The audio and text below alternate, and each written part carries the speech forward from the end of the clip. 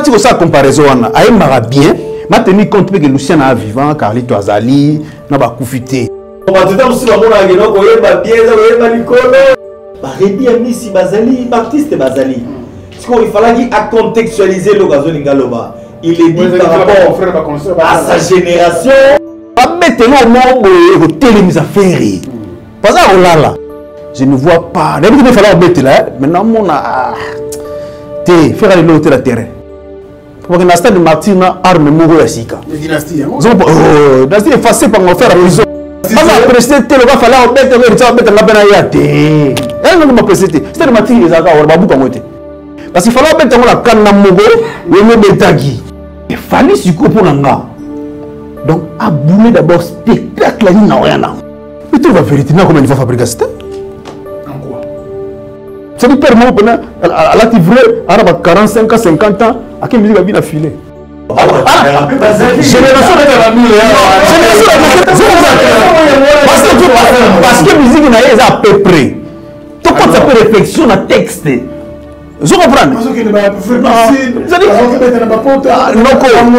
peut pas aller là apparemment quand tu as gagné mettre libanda à na pour musique à l'élote à na pour V12 je comprends pas pour la loi musique on va mettre les lois 10 ans après ils a sans impact tant le mot va le quitter laissez faire brasser le quoi bon quitter quand la distance va petit au bimisi s'il y a un conseil à donner na bon balé vous mettez dans la cara na yo pesa famille na yo adresse à Toronto City VIP de Maluku esika wapi okozwa place monene pona libota na yo juste en face ya zone économique spéciale oyo ezali bongo quartier commercial et industriel na kati ya ba RDC kuna na Maluku yaya yeba ke zone économique esi ya bandaki kotongama kutu ba américain baza déjà na terrain baza kobeta déjà mobange na usine ya Pepsi Cola c'est-à-dire awa soki oye lancer ba activité commerciale na yo oza na tina ya kokende zando te pona koluka ba produit nyonso ezobima kaka awa na zone économique spéciale de Maluku yena ngai ebongo pona résidence fanda kimia okozwa terrain ya 20 mètres sur 20 au bord du fleuve Congo avec borne urbanisée. Ole kamo pepe likambo ya accessibilité la lampongia ba bébé nyonso esi etongama urbanisation elenda espace vert ekuba ebongo espace yage pona bana boza mobimba pona avenir ya libota na ngai na koti déjà en contact na Toronto City kaka ba numéro oyo pona kozwa résidence na ngai na prix ya mbongo ya ambiance ya jour moko kokamwa eyokani après confinement réouverture yanganda taba chez Jongade awa bokokuta biloko nyonso bolingaka ya kotumba lokola ntaba ya kitoko pe elengi soso ya kotumba ngulu ya kotumba poaso ya kotumba esengeli koyebake chez Jongade bafongolaka kobanda mokolo ya mardi ti dimanche awa nde sika ambiance ezali kolala adresse eza kaka se moko chez Jongade weekend boza deja ya kosepela chaque vendredi bobanda kozwa Suzuki Luzubu 4x4 yende muta kosepelisa bino na ndenge ya kosakana te oza kulia oza komela oza kopina pe chaque samedi ekobanda kozala nde CNN Alligator na ba artiste mosusu bakobanda kosepelisa bino na makinu ya defwa te na bakunga ya kosakana te et puis chaque dimanche sombele suka ya bisanga nde bokozwa les grands chanteurs Emile alias de Mingongo yende muta konde ko palola awa boko sentir betue ba ou différence yena Malolo. Oui frère, Babi Tchonga. Futur. Hein? Nous t'avons la 50 boîtes. La Katakin, c'est Djomaske. Soki olingo sala ba réservation o bengi na ba numéro oyo pe ba ko servir yo joli kitoko chez Jongade yango nde moboko ya ambiance na kati ya Paris c'est naturel soit Bana King Bana Dar es Salaam bana poto, bana mokili mobimba, site ya se moko, Afrique Info avec Franck Stemai, Yandankala, twende! X-Bass, Marandura, Franck Stemai. École chrétienne Le Rocher, déjà bafongoli ba porte na bango po na ba inscription 2022-2023 na ba direction na bango nyonso. École chrétienne Le Rocher ezali cadre agréable pe dynamique po na bon encadrement na bana na biso. Eza na section lokola. Crèche pour na bana ya moins de 2 ans, maternelle de 3 à 5 ans, et éducation de base de 6 à 13 ans, na filière francophone pe anglophone. Awa, basalelaka programme national enrichi pe amélioration na matériel didactique oyo isingeli. Eza parmi ba meilleure école na Afrique mobimba. Direction générale et Zouami, na commune Yalimete, 10e rue industrielle, 22C. Notez bien, inscription Ezaya Ofele. Au niveau des inscriptions de la nouvelle année scolaire 2022-2023, la différence est que nos inscriptions sont totalement gratuites. Elles sont gratuites, pourquoi? Parce que nous tenons à ce que tous les parents et tous les enfants accèdent normalement à la bonne éducation. Amis fidèles internautes, bonjour et bienvenue sur Afrique Info. Tout le plaisir pour nous de savoir nombreux. C'est l'émission débat culturel. Et débat culturel, une émission qui reçoit pour vous bien sûr les confrères et surtout les journalistes culturels qui passent à tour de rôle pour débattre avec nous toutes les questions d'actualité, bien sûr. Aujourd'hui, nous avons le réel plaisir de recevoir pour la première fois à ma gauche, il y a Isaac Maï, grosse caisse, Kin 24. Isaac Maï, bonjour et bienvenue. Bonjour Franck Stemai, bonjour également à tous nos amis internautes qui nous suivent à travers cette émission et sur ce site Africa Info. Donc on est là et puis tous les plaisirs.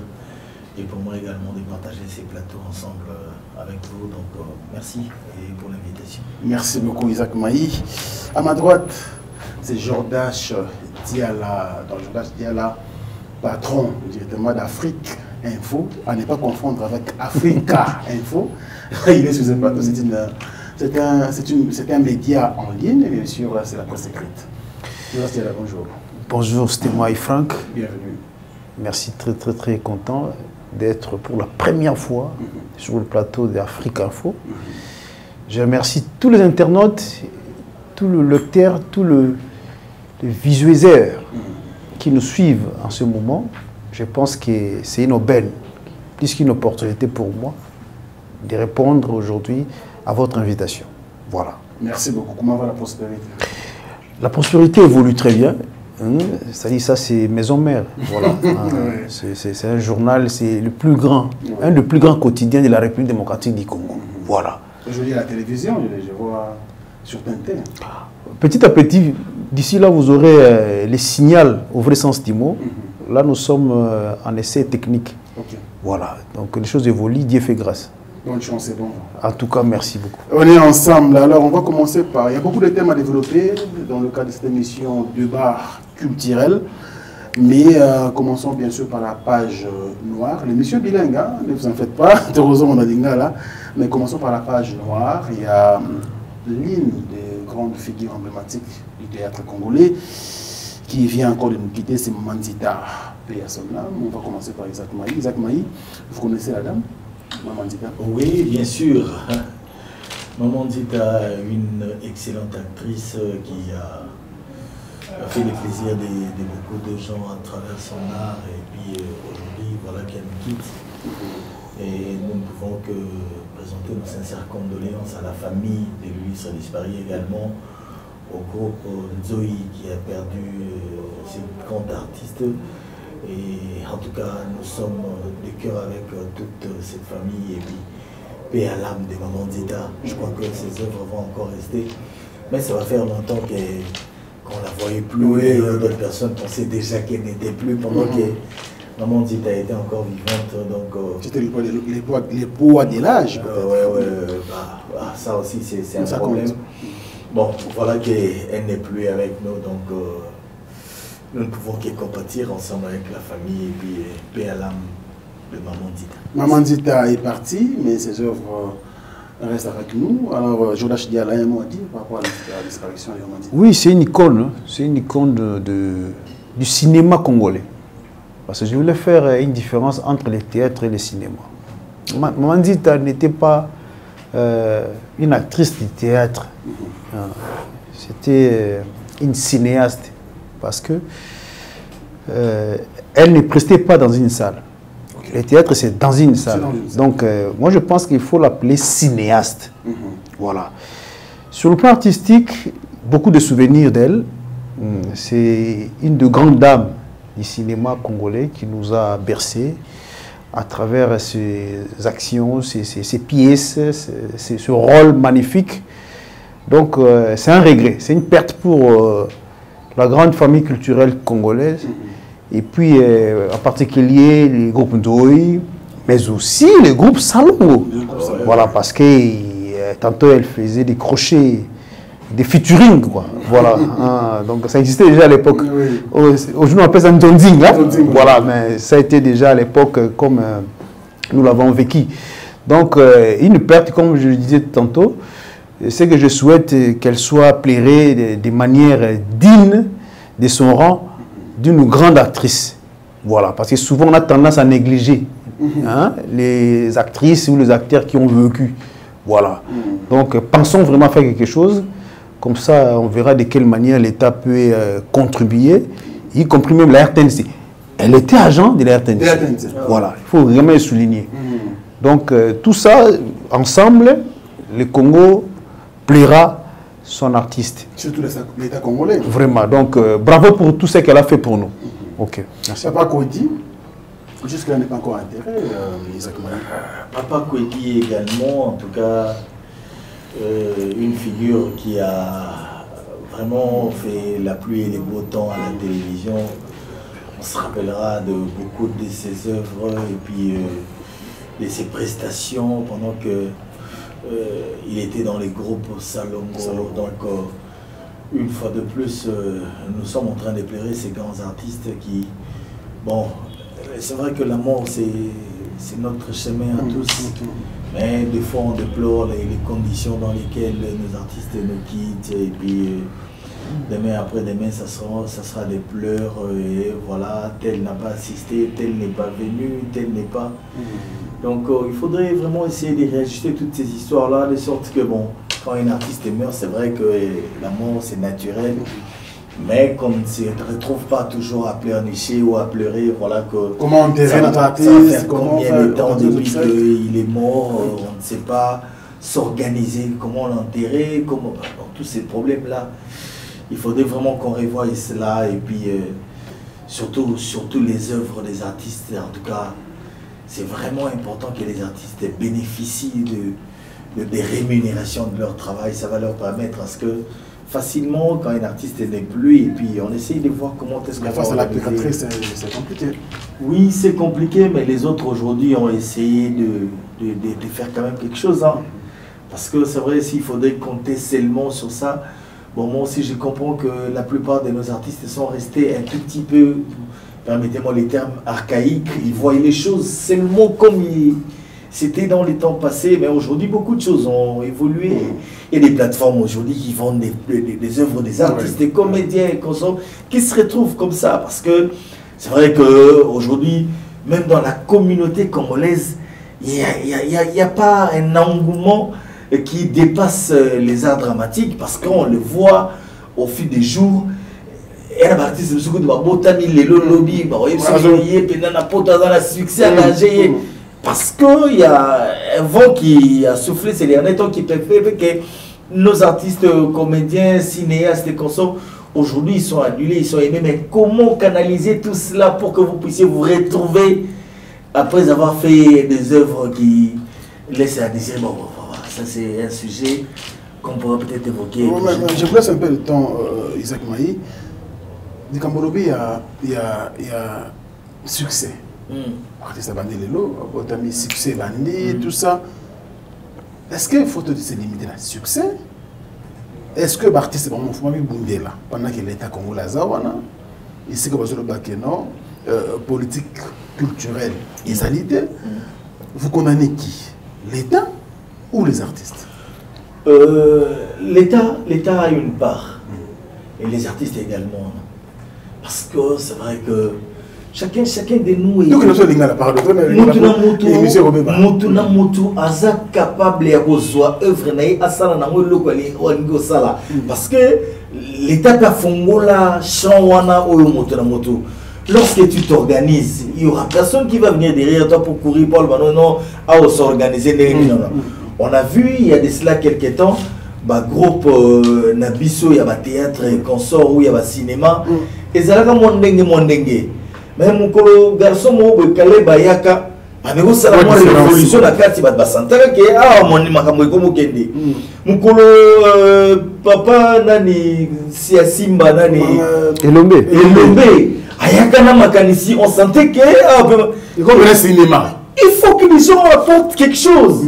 Il faut que les gens comprennent l'été et le point de la biso ne photo que ça me forme. Ça me pèse mon forme tous les l'état mon colonie.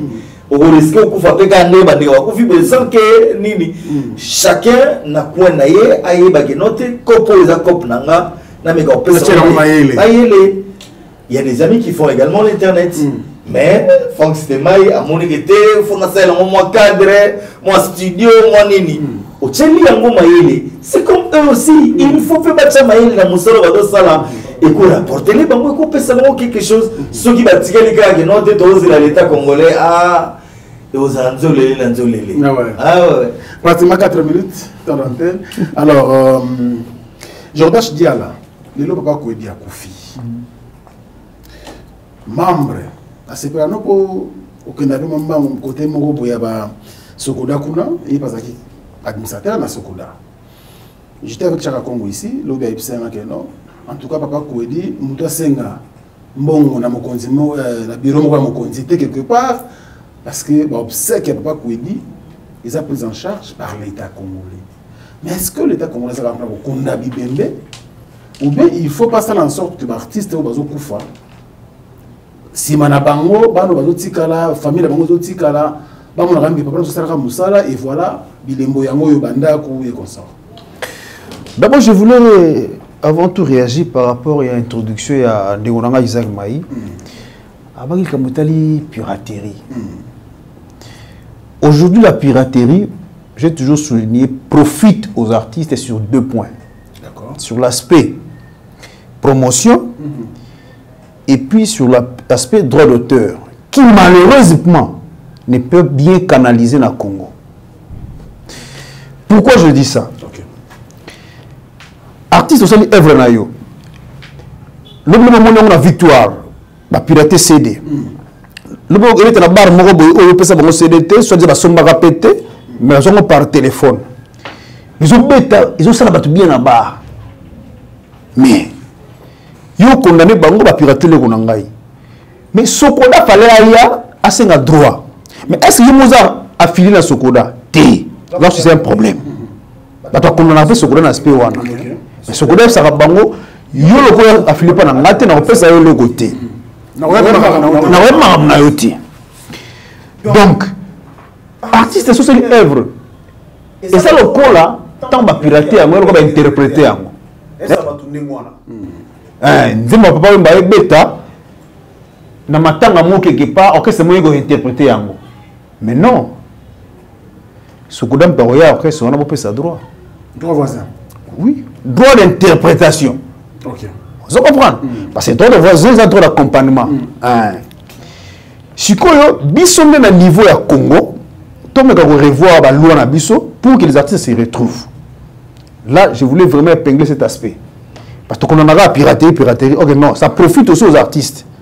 qui t'a nous d'organiser le secteur. Alors, exactement, il y a une plateforme à téléchargement. Aujourd'hui, artiste, à cause de la contact de Napoto, au Sadin Zemona Kinshasa, au Tindiamo Kuna, on va sur la plateforme à téléchargement. Bah, revenir Nyon, ces zones là, bah, pirater ou pas, mais tant que bah, tu vas cliquer dans la plateforme à téléchargement, ah ben, automatiquement, ils ont bon. Donc, il y a un moyen, il y a un artiste, il va se prendre en charge. Obi, quand les artistes se prendre en charge, oui, bravo, c'est bien bon. Mais aussi longtemps qu'il n'y a aucune loi qui réglemente les secteurs dans le domaine où on a. Bon, moi, c'est ma de gré à gré, entre vous les amis, sans vous associer l'État.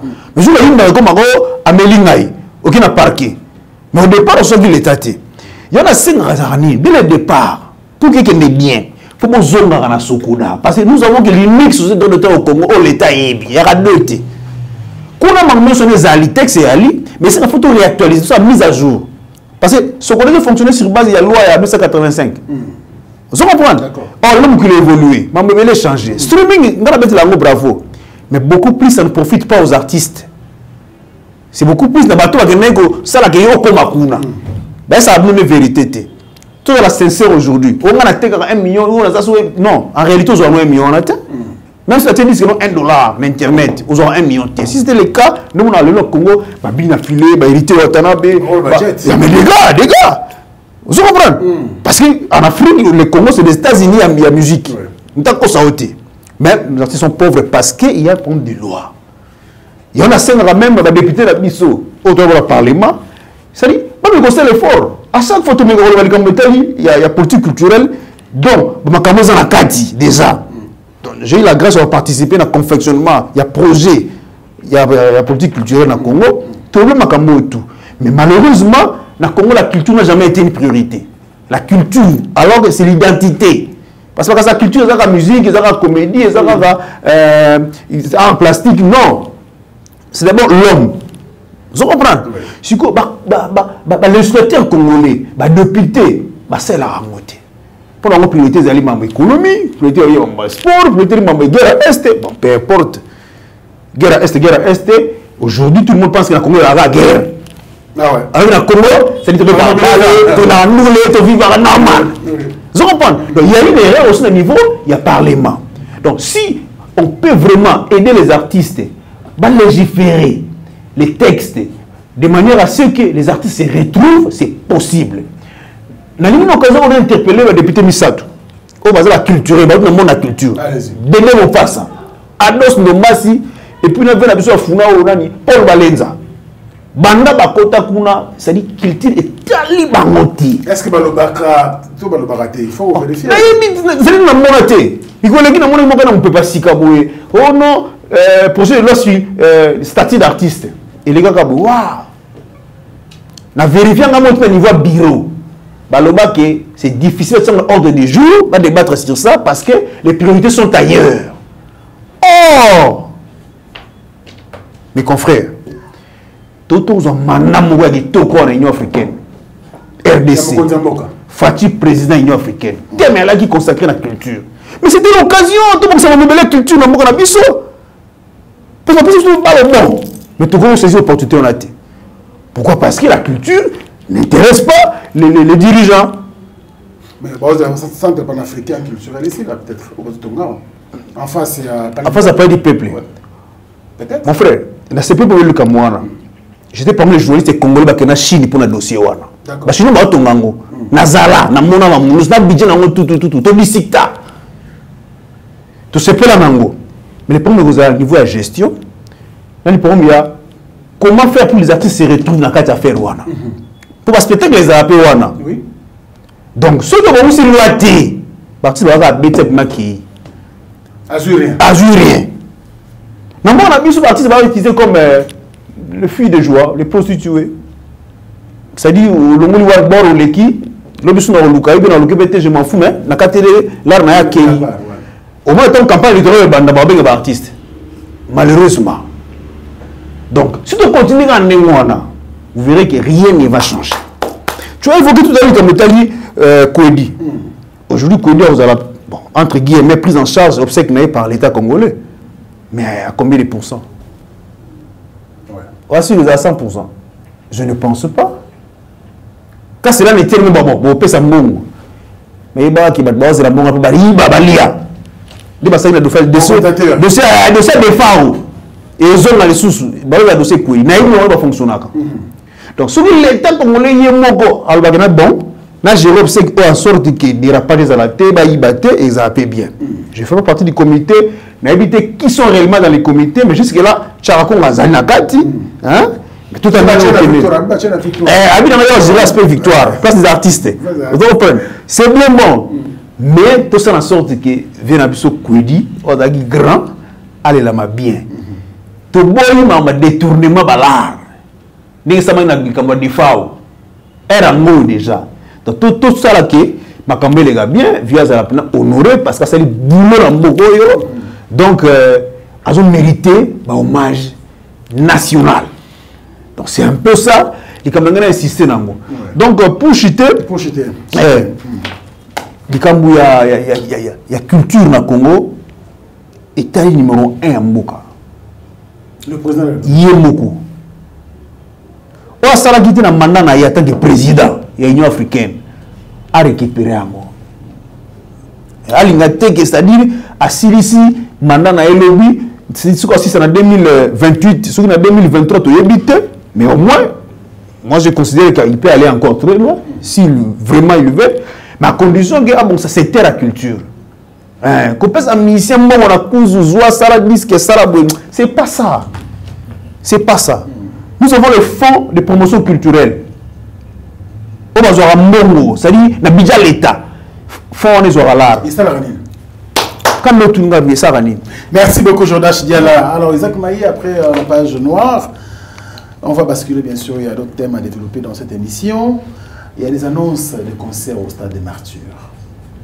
Nous allons commencer par Fali Poupa qui a annoncé en premier sa date. C'était donc le 29 octobre 2022. Donc voilà, l'artiste sera au Stade des Martyrs, mais il y a des combats parce qu'il y a des gens qui ont peut-être balancer message, donc on s'est annulé, tout le monde n'a pas polémique, mais du côté d'artiste, tout le monde qui va confirmer, le concert aura bel et bien lieu. Alors, aux hommes, on a un concert on a fallu pour en tant qu'expert en communication. Bon, en fait, la date a déjà été annoncée, ça fait Mikole Bélé, tout le monde, mais le mon kaka, il y a un pincement. On dit qu'on a fallu, on a été négligé ou à la hauteur il faut parce que les stades des martyrs, les ateliers, stade des martyrs, 80 000 personnes ou plus. Oui. En tout cas, bon, parce qu'il y a une pelouse, il y a plus de 80 000 personnes. Il faut mobilisation, il faut passer il faut passer dans notre temps l'artiste a tourné aux États-Unis ou au Canada, dans peu de temps il y a un mois pratiquement. Je vois très difficile un mois avant de sur place avant de pour week-end mais bon nous pensons que Yemo artiste a émis déjà il y a 2 jours passés dans mon spot publicitaire où ils ont annoncé déjà on va négocier à travers les médias, mais il ne faut pas négliger cet aspect là.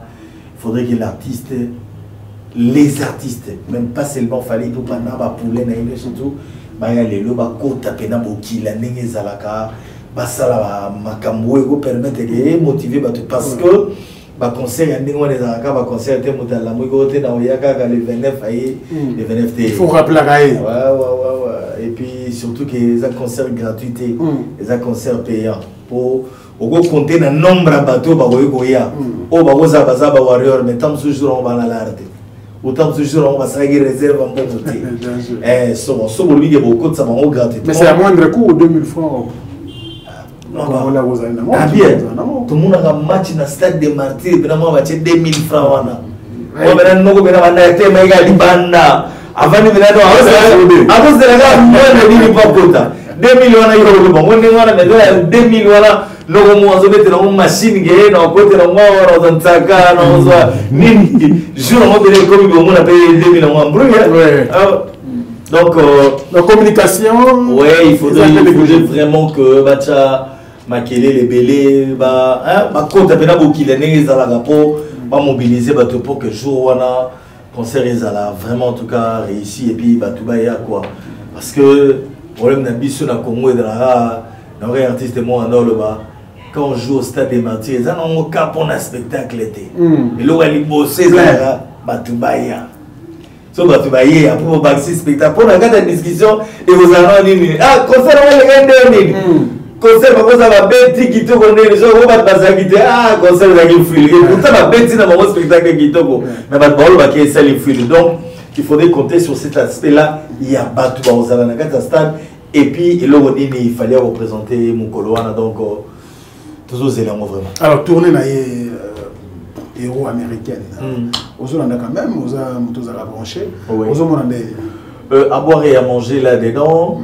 Na moni ba concert monsieur sali bien, net on a autre monde à Suka à Washington DC. Bien monsieur sali ba raté consort. Mais bon États-Unis d'abord les amboga monene quoi. Et z'intégrer communauté africaine ou congolaise des arabes place mieux surtout aux Arabes parce que on sait que la plupart il y a des concerts où on a les communauté africaine, les Congolais et puis na autre nation manine. Lorsque on commune mboga oyo africains amingité ou congolais amingité, on s'appelle la possibilité au Betanzadi et ce Betanzadi peut retour besoin koto kanenge zalaga mais le programme tel que calé tel que vu, je crois que là ça y est en train de bien s'améliorer. Science-fiction. Non, qui science-fiction. Non, qui science-fiction. Bon, on a des regrets pénatés. Mais ce qu'on a Terminator. Donc, on a Terminator. Terminator bis ou. Bon, en fait, inspiration des artistes, mais non. On a continuité à Elo Moura. Mais bon, dans les bons. Merci beaucoup. Isaac Maï. Alors, Jordache Diala, tout le stade des Martyrs. Il y a des artistes, nous commençons par Fali Poupa, le 29 octobre au stade. Et gros journaliste culturel. Est-ce que ça va du point de vue communicationnel? Oui, d'abord, belle initiative.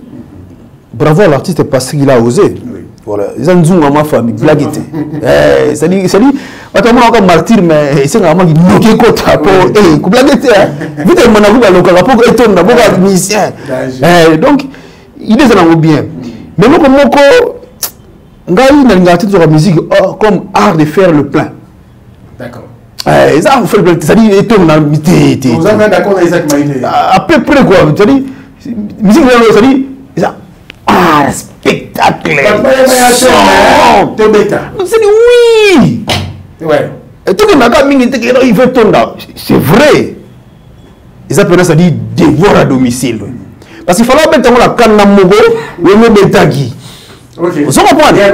Peu importe. On a fait un concert à Wenge, on a 22h. Plein et Zalaki. Mais on a déploré un spectacle à Mabé. D'accord. C'est-à-dire qu'il y a un Makambouana, Talibango. Mais on a mona na lobayango. Je suis critique d'art, rôle na ngwana. Mais fallait si pour nga. Donc à bouler d'abord spectacle ni na rien nango. Ah bon ça non plein. Plein goya. D'accord. Au plein il y a pas travailler communication. Même ça lobby. Oui là c'est vrai. Jusque là on senti bah balbutier bon. Peut-être c'est le début hein. C'est le début. Mais au moins à se concentrer d'abord na spectacle pour appeler ça biso. Nga bana fallait comment fallait. Non, on a été dans un concert en plein air. On a marché en plein air. Vous comprenez? Il y a raté le Salon Congo, Béatrice. Non. On va payer la billet, on va payer les Alaka. Quand on a dit, tu as Eyinda. Vous comprenez? Il y a un concert, et puis il y a un concert à Tembe. À travailler communication, ma casse déjà pour le moment, mais également spectacle aussi. Aza Fali. Il y a une place dans l'îlot. Donc, ceux qui ont mis au trébuché, ou bien le baguette, on a négligé l'aspect spectacle pour qu'il y a plein de billets. Ah, bah, bisous, tout le monde, hein. Critique, na biso era ngoyo. Pour ne pas artiste azara. Et comme, oh, moni, ça dit, il y a une terminale avec le bateau. Bateau, il y a un genre pour les bananes. à mon moment benga bango ngana nanga naître na souhaité ça dit a reçu parce que mon génération na bango a ça me belé bien il faut tout accepter fali les l'opéra ça dit tembete à rose ça dit soit les premiers et deuxième maintenant le capé deuxième premier puis jusque là na considéré parmi les deux premiers au ça ma Cameroun na Congo pena actuellement tu reconnaître ça dit force na yazo défendre la musique à Congo na libanda vous comprenez il est très actif très dynamique très créatif bon ça dit bravo quoi bravo mais rendez-vous na besoin le 29 octobre en tout cas Fally et son équipe management et équipe artistique va travailler en sorte que le résultat est à la positif parce que quand contre akuta ngai akuta Isaac Nanzela naï vous comprenez ah oui oui gars la critique alors vous avez même tourné oui tourner donc est bien mais on a constaté que le monde a tourné on a trop communautaire dans la Fally mais musique apparemment il a accepté la communauté soupe mais les gens se sentent comme s'il y a tous les cas congolais vous comprenez ça dit moi réaction il y a congolais mon spectateur mon asuka moi fanatique mon attends le banquier on sent rien au congolais vous comprenez donc jusque là on a senti peut-être que étranger bazalaki na monité na témoin de trop concernant hier donc je sais pas si il faut qu'il de communication son nini on a évité mais bon mais quand on la musique na biso au-delà ya Congo ouais ça faut avec un peu que la chante on ça pour campagne à concert oui c'est bien bon mais il faut s'imposer aussi azo tout fait les États-Unis ba va voter quand les Français va trophée pour moi la musique va trop trophée papa voilà mais limite quand on va voter vous comprenez donc bon mais quand on retravaille sous cette promotion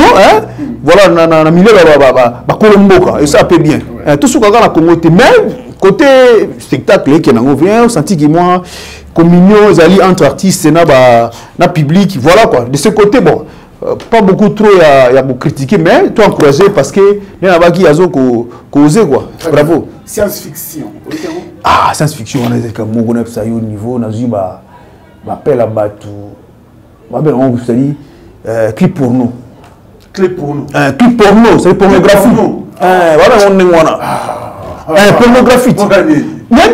C'est aspect moi séquence filmique ça on a. So talent Djomogo, c'est-à-dire à Jean Momi bena angle comme maman ngai. Or que n'a pas fiction. Il y a artiste à ça le bout de fiction.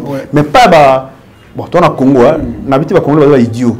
Mais moi dans un pays où il y a 95% d'analphabètes, il y a une réflexion, ils sont beaucoup plus basés dans le sexe. Vous comprenez? Si vous avez une mingi, mingi, vous avez une mutakala. Vous comprenez? Surtout, il faut la pessimiste produit à Némoana. Vous raisonnez sur le texte, c'est-à-dire une zone de guitoko, maloba bien, maloba bien, pour avoir une image, Djomokazu Momi, à rouler, c'est-à-dire, voilà. Vous comprenez? Bon, éviter, il fallait avoir une place où on a. Mais on a rapporté c'est que bateau c'est la science-fiction déjà. Oui, c'est la fiction, mais moi on a déjà fiction, ça dit tout le monde na Google Batala. Mais la qualité, il y en a des intellectuels, vous comprenez? Tu captes le message facilement. Mais beaucoup plus, maman qui n'a fallu, ça dit à Télébissot, ma caméra dans la chambre, na TV. Vous comprenez? Très bien. Voilà donc, c'est un peu ça. Je vous rappelle que nous avons un sponsor. Ici à Africa Info, il s'appelle Fabrice Gitanvou, il vit en Afrique du Sud. Donc voilà, je crois que la photo des Aroléka, ils ont aussi bien réalisation des bisous pour que vous découvrez les très bien. Fabrice Gitanvou, parking Yabadjogo. Donc il y a des sponsors dans la bisou Awa, Nakati Africa Info, et puis nous avons beaucoup aidé, nous aidons toujours pour que Marambo est toujours très bien. Nous encourageons également Bato Banibaya face à la prochaine bisou pour que Moussala et qui est de l'avant. Isaac Maï, Kuba. Oui, ton nom c'est l'émission là-bas qui Isaac Maï a la première la vérité. Mais bon, on a choix de faire toutes nos questions. Quelle rentrée? Moi, quand dimanche passé, bien affilé. Pour tout la question, il fallait tout bravo pour l'émission. Mais on a invité dans Maï. Vous avez des guerres à bien affilé dans Fabrigas. On a toujours vite. Bon, en fait, quand on a intérêt à la guerre, on a mon côté. Parce que j'ai eu l'occasion de parler avec Filet plusieurs fois, même ça vient à dire. Et ça n'est pas défendre l'artiste était neti œuvre naïe. Ça veut dire que au son a bouté au comme placement bani bando le bando yo yembe le côté yembe le auto suka œuvre na oti. Oh. Moi bando yemba bando yemba. Ça veut dire que œuvre naïe n'est besoin de défendre. Mais comme on est comme un niveau ya que o ya boaki o ya lobby o je trouve pas ça. Non mon on trop catholique te quoi ndé baloba za penza na tina na yangote na kati wana mais lokola monde la musique et dans la religion bon des fois il y a de ceux qui aiment que accrochage joanezala ba tu vas se mesurer ba mekana mais au-delà de tout ça les œuvres primi ya monde motebo défendre yo koleganité na mona ki bu na filé na concert ya héritier Watanabe et anniversaire na Watamatie na podium na millionnaire club na les millionnaires et bien affilié à Yembi azoye manze mona ya che micro bato ba yembi après na suka wata MC RB oyebi ke na ko peso conseil moko ba pesa artiste conseil te menga na ko peso conseil moko koluka mingi ko se défendre te parce que ça la biloko zo défendre yo aujourd'hui il n'est pas facile muta sala nzembo na concert acha batu micro batu ba yemba eloko wana. Donc, si vous comprenez que vous êtes déjà à niveau, si vous avez c'est moko o nakanga kiango makambo na lobby o wata lobby eza makambo ngape na yebisa file. Ça veut dire que les corbeaux et les renards mettre corbeau azi fromage na yache na monoko renard va na sipa hotel ado lobby ça o komanda ko ndiko bati ba o za nini o ba les ala monone ko ya po bango bazo yango basalela yango. Donc ceux qui artistes à comprendre que ça n'est pas à éviter makambo belé hein nazaki na kati ya émission tant on a tourné ma question on dirait zaki mo réticent bato ba otinda ba message ba mo ba noter oh akomo ki magé c'est comme si public a dit mais en réalité tina nango ezate parce que ena makambo susu na vie to changer ka yango te. So mutazaka liboso na yo apesa ka perche pas tendre yo yango ata lobby alongoli personne bat ba yebika gede avant matakuna likolo ba pesa ka perche oye mataka e. Donc bina filé atike la Fabre place na ye ya place na ye qui leader za na orchestre na ye ata boko yoka na susute za la position na ye tika ye position na ye asala makamuna ye même nzambe waza likolo ya ye azalaka des fois jaloux comme mon amour oyo ba edaka ye na eloko mo weke na suka na nga balokeli moto na edaka ye ozala penza bien mingite. Donc mais ndeka na lobi musique eza religion te musique eza kotakoli ocheli baya bacheli yo soko ocheli bende bacheli yo mais eza na makambo susu au fur et à mesure qu'on est en train d'évoluer to mata ba palier au mona ke awa oyo to ko ça succès oyo pe to ko ça. Je lâche la même question. Est-ce que vous avez même avis, vous avez l'avis que Isaac Maï? Oui, musique est religieuse, mais musique ça peut être politesse. Ça aussi, il faut le dire. Parce que moi, je dis que je suis côté de mon culot. Le côté de mon tout, à Sali, à commission, à Sali. Après ça, on va tester, on va orchestre. C'est au niveau de l'orchestre. On va tester l'orchestre. Tu vas faire une formation sur 10. Et sur 6. Sur 10, on 6. On va faire sur 4. On commence à nier que nous y est. Ça va. Mais tant que nous avons cassé le bâtiment, nous avons 6 caca. Mais comme si on a dit c'est ingratitude. Bon, ça dit la musique, c'est un métier des ingrats. Y compris les artistes envers nous les journalistes, c'est ingrat. Ce que nous faisons, nous pour nous aucun moitié. Bien affilé. Bravo à ça, Moussa, le lot, on dit maïe. Vous comprenez? Mais tu vas vérifier comment il va fabriquer ça. En quoi? D'abord, la texte à chant. Même dans Yemba, pour la vérité, pourquoi on a tout critiqué par le manding on a dit? Là, c'est vrai, c'est-à-dire, permanent, à l'activité, à 45 ans, 50 ans, à quelle musique a bien affilé? Nous, nous, non, bon, tu vas dire. Génération de la musique, la musique, na kermesse moko, na terrain moko, comment terrain qui m'en. Na taille ma belle musique, na bon, génération gawana. Parce que musique est à peu près. Tu quand ça peut réflexion dans texte. Je comprends. Non, apparemment. Quand on a la musique à l'élote. On a la V12. Nous avons pas la loi. On a le monde arabe. On a le coucou. C'est-à-dire les prisonniers qui dorment. On a la dimension. Oui, mais musique, on va remettre les lois. 10 ans après, ils ont sans impact. Sérieux? Je te dis, tout ça, on a ma belle loi.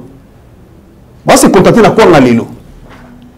Vous comprenez? Là, je voudrais insister. Bien affilé, à vous en venir sur un bon texte. C'est-à-dire, façon. Maintenant, on va dire que tu habites à Fabregas. C'est mon gars, moi. C'est la phrase de Dokende. Fabregas n'est pas parfait. Ma belle Fabregas, et Zali Kepo, elle n'a pas accroché, n'a pas de Messi. Parce que je suis condamné les Cambouana. Vous comprenez? Oh non, vive ma chrétien, ma bité. Ils sont venus ici déjà. Valère Moana. Baloba, Baganga. Ça, c'est l'ingratitude des musiciens. Quand l'administration était passée, on perdrait. Et puis, il va les gens de place aux alliés. Tant le mot va le quitter. Laissez faire brasser le roi. On va quitter. Quand l'administration va péter au Bimissi. Tika bin a filé à travailler. Mais monsieur Mbaloba a été. Fabregas à côté de à côté là, bin a filé ma bébé. Ok. On va mettre téléphone dans un sona, non, Lucas moyen, on défendre le dossier parce que bin a filé à Kemabe. Nakasa est aussi là. Mais comme il faut s'amplifier, bon. Dans tout ça, aucun ne va.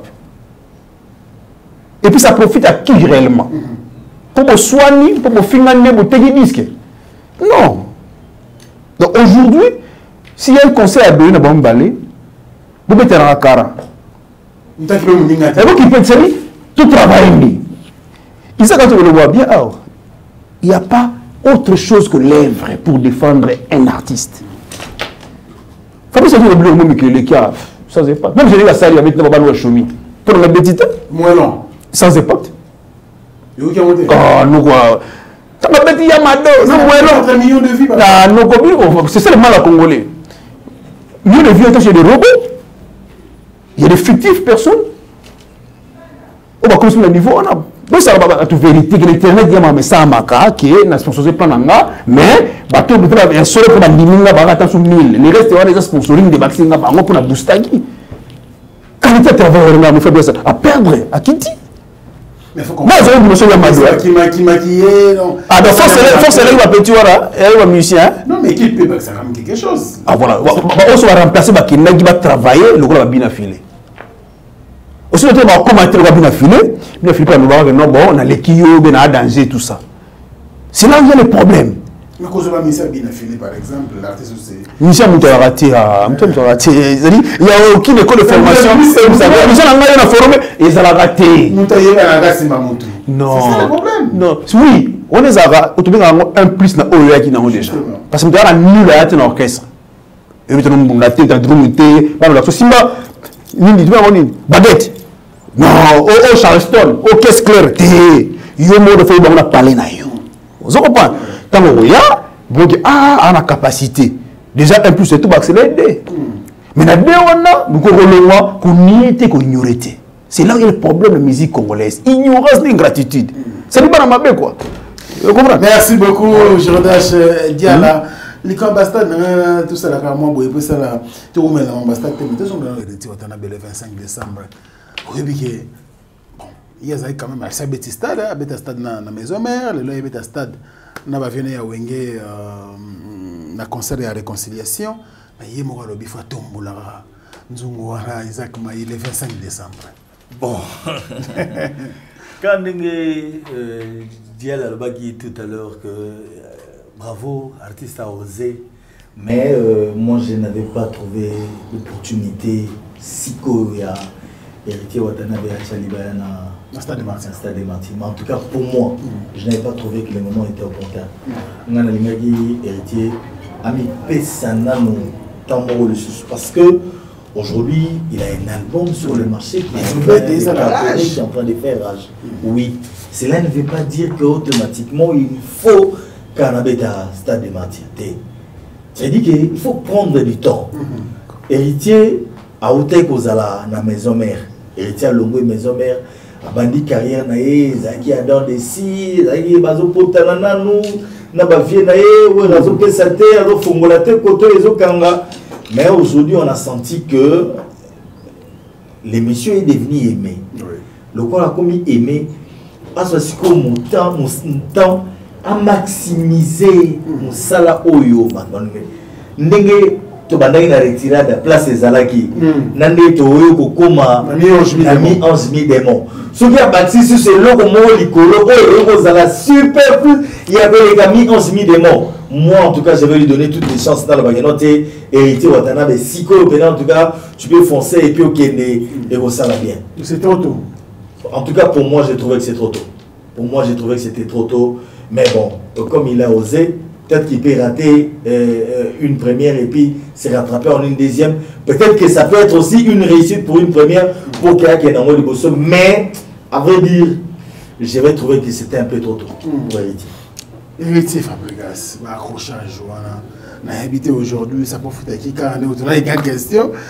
On n'a pas raison que c'est le amour. Héritier Fabregas, le temps où on a une maison mère, on a un avion, on a un collab, on a voyager ensemble, c'était bien. Mais aujourd'hui, la guerre du leadership et Kokipe Gosala, ça peut aussi jouer dans tout ça. Parce que c'est vrai que héritier, encore dans Maison Mère, Fabregas, ça salle longue déjà Maison Mère, Arabobé Kaba plein aussi. Surtout Tali, Moussala ou héritier, Sala na Maison Mère. Na Fabregas, en tout cas, il n'y a pas photo, il n'y a pas match. Héritier, ça y est, l'icolo. Maintenant, héritier, à Tikel, dans la maison mère, Fabregas a bimi maison mère. Azo Kende déjà. Maniko Kende, Abeti Baya Mado Banini, Fabregas Kote Mataki. Héritier devait quitter maison mère, Abadako, Yasikolo, Aya pour remplacer place Wana. Héritier, tant Wazo Zonga, a coûté déjà Fabregas, Bazaki à niveau Mogoboui. Mais les gars s'est forcé pour que, à ton niveau, et comme à l'icolo. Nakokoma Nicolas pour la région de Fabregas. Voilà que guerre et leadership, c'est comme il place. Si on a minute, toi tu proposes quoi, lui propose quoi. Parce que les autres ne vont pas vouloir bandima facilement. Ah, biso to sala succès to zaki biso moko. Les gens ne pas y banime ayal ba kaleki biso. Mais surtout tali oyo salama sikoyo. Hein? Oyo salama sikoyo. On dirait que Fabregas avait pris de l'élan, mais à ça les chutes, ils ont visible à tout le monde. Or, héritier Lélo Oyo, à Mathia Bandigo Kene, en vol l'ailleurs, ce que vous Kene, il va permettre à Ningam soutenir facilement Banimagete, avec Kene, pour ça, Kene Liboso, et vous allez arrêter, on a un orchestre, n'est-ce pas Fabregas a dit ça, on a un orchestre amical, donc tout ça, on a compte, il y a guerre et leadership. Parce que chacun d'eux voudra se confirmer ou s'affirmer à Tikala na place mon barbague non te yende mutaza place wana lokola mon boiseau ingale ka mususu eke wana zo mona katika na sima automatiquement aolinga toujours accrocher yo abenda yo bozala na guerre bozala nini peut-être pour épesa yé pe les envol makambo akoko kena mo la guerre de leadership s'impose aujourd'hui Jordan Chigala héritier Watana au stade de Martyrs le 25 décembre. Oui, apparemment c'est bon. C'est bon. Voilà. Comme si tu as matière et puis tu as objet à critique. Critique pas que dans le sens négatif, hein, mais ça peut être positif. Soit c'est malin, tu bravo. Voilà.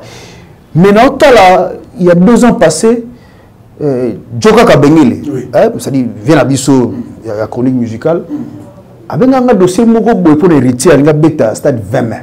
Ok. Pour attendre ça, si tu as BM, tu as une premier album. Voilà. Abetamo. Oui, même ça, Langazo, Isaac Alobi, Joka. Non. Où tu es, dans la maison déjà, et au salaire, non. Vous pouvez conseiller ma belle. 20 mai. Vous comprenez? Parce qu'elle m'a fait le bon babouna. Mais non. boutique Makamboy.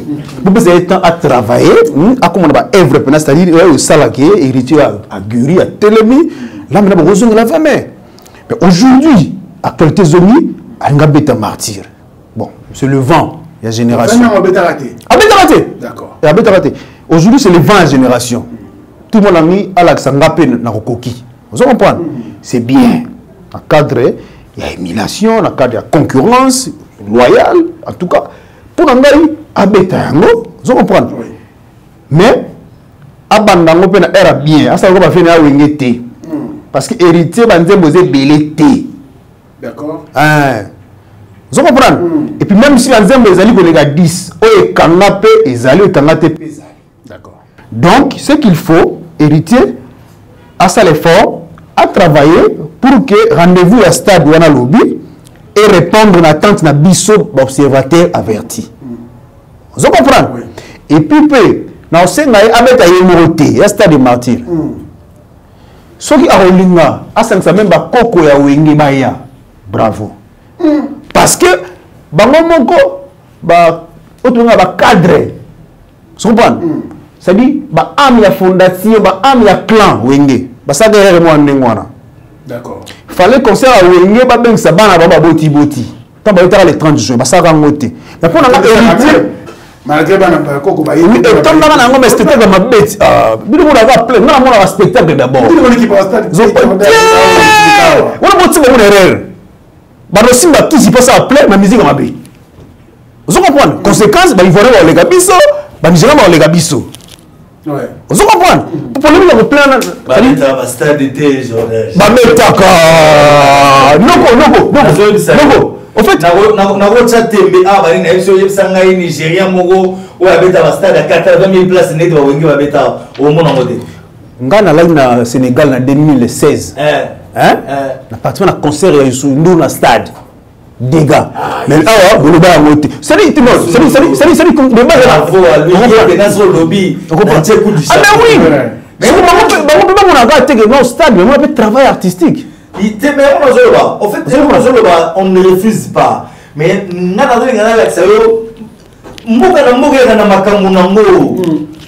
tout le monde va concert à Wengezo Bete dans le stade de Marty, mais on a beaucoup câble 4 Nango. Ça c'est pas le professionnalisme. C'est un professionnalisme.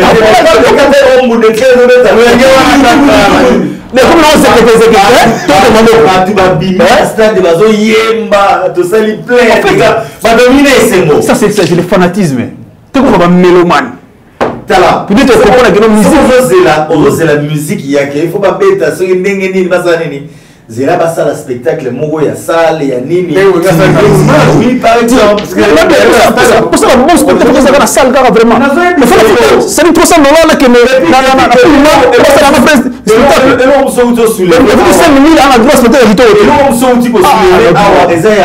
héritier abanda concert avant mais les gens ne comprennent pas. Au concert na gata stade des martyrs à ciel ouvert. Aussi la lumière ya kafu outi libanda bozi botier. Bon il ça va concert 17h. Pourquoi numéro est ça? Bon c'était 18h casse. Hein? 18h.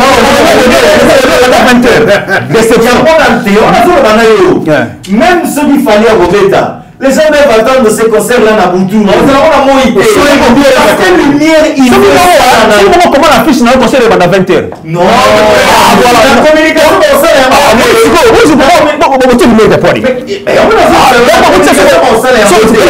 mais ça, le stade, voilà. Pour épaisser sa beauté, à spectacle, il faut lumière, voilà, et ça. Donc, ça concerne à 20h.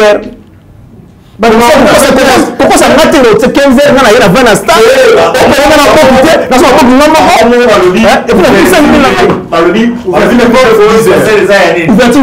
Ouverture des portes 10h. Il y en a de la fiche 18h 15h. Ah bon, tu comprends comment on assure que 15h de la famille à concert. Mais pourquoi ça va nous sauter alors? Politique, son lumière. Pourquoi ça va être une lumière? Il y a ça, c'était de la maille. Non. Au-delà de ça, nous avons les dénominateurs communs. Hein? C'est la musique. Musique où on a fait respecter. C'est ça. Peu importe, mais tout le monde a organe. to boy ki okuna zo yemba okuna tala e distrait ne to boy na vina banga oui on a conseillé pour ça oui non tu n'as pas ça hérité c'est nous moko a dépassé la vie na il est capable mon moi voilà niveau à la discipline de travail na hérité ça c'est concentré arbitre stade wana vous comprenez il est dans un état qui n'a pas plein non, c'est beaucoup plus dans beauté spectacle. Aïe, bien, bien, tout c'est là parce que avec trop tôt quoi. Vous comprenez? Pour moi avec trop tôt, mais le bon a du courage. Il y a aussi affronter. Na tie poids, akine pena, na mettre musco bien. Vous comprenez? Na suma c'est bien. Voilà, bien. Allez, il s'appelle Jonas Diana, on va prendre Ferrego l'artiste. Il est passé dans le stade de Martyr, mais d'être naïf, donc on a invité au Soukarapi. On a fait Ferrego là. Mais le Bika, pour aller merci ma fanatique, les Bagolois, on a pas besoin de banane. Gladiator. En tout cas, c'est Moto Ayambo, Moyembi, il faut que nous ayons un date. Quand on est au stade de ce Ferrego là, Isaac Maï. Bon, même je comprends que dans la concurrence, émulation Goïko Salama. Ça, c'est ce que je comprends. Dans la concurrence, émulation Goïko Salama. Parce que, autre temps, on ne pensait pas aussi que Jimmy Piana pouvait remplir les stades de Marty. Autre temps.